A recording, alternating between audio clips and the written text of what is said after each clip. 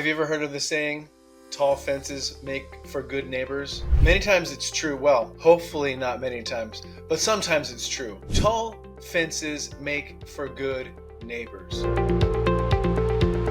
The reason that's true sometimes is because we can't always pick our neighbors, unfortunately. And again, we can rarely pick our neighbors. What I want to talk about quickly is disputes. I'm going to preference this by saying I am not an attorney, I'm not a judge. I do have conversations with people often about land disputes or what can they do. And when you're talking about a dispute, again, not legal advice, but when you're talking about a dispute, one of the things that comes up very often, there's two main things that come up, and there's a third thing that kind of pops up every now and again. And that the third one's just one thing I don't think anybody likes to talk about, but I'll talk about that at last. One of the main things that comes up is going to be a lot line. Where is your lot line?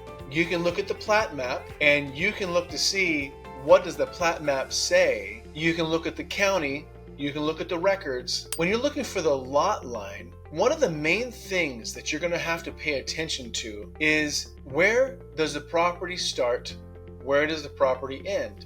Do you have what's called a zero lot line? And a zero lot line is going to be when the neighbor's house is on your house, on your lot line. Or are you going to have a fence? If you don't have a fence, sometimes it makes it more difficult. So if that's the case and you're not sure, and it does come up as a dispute, every once in a while it does, and somebody's fence is put on what you feel is your side of the lot line or your part of the land, this gets hairy fast. One thing to understand is that it's rare 100 feet is actually going to be worth just fighting over even. But one thing to pay attention to also is that you want to have a professional come and survey the land for you to find out where your lot line is. A surveyor will come out and they'll measure the lot line, they'll look at the records, and they'll make sure that everything is set up properly.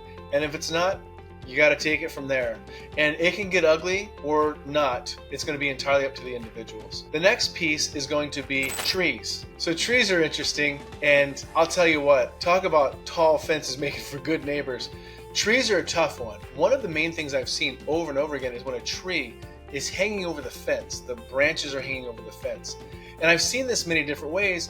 And one of the reasons is that sometimes if the tree is an endangered tree, or if the tree has been tagged as a specific type of tree that has to be saved, that can certainly cause issues. What happens is, when it comes to the tree, if I happen to have a lemon tree and my lemon tree is hanging over my lemon tree branch is hanging over my neighbor's fence, is that my responsibility? Whose responsibility is that branch? Is it up to me to go over on the neighbor's side and trim that tree, trim that branch? It's actually not. It's actually the neighbor. The neighbor is the one, if I have a branch on my side of the property and it's coming over my fence and my neighbor has the tree, it's up to me as the neighbor to cut back that limb, and I have to do it in a manner that protects the tree. So I can't hack into their tree halfway through because the tree irritates me. I have to cut back that limb in a sense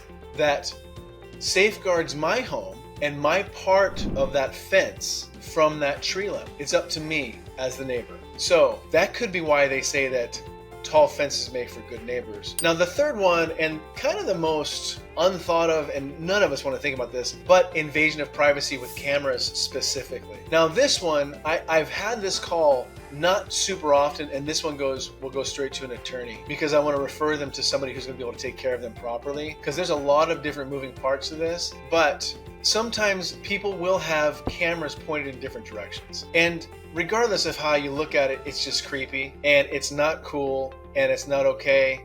So let's just all agree not to point cameras at each other's properties. Can we just get to that point? Or else maybe those fences will have to be taller. Hope you're having a great day.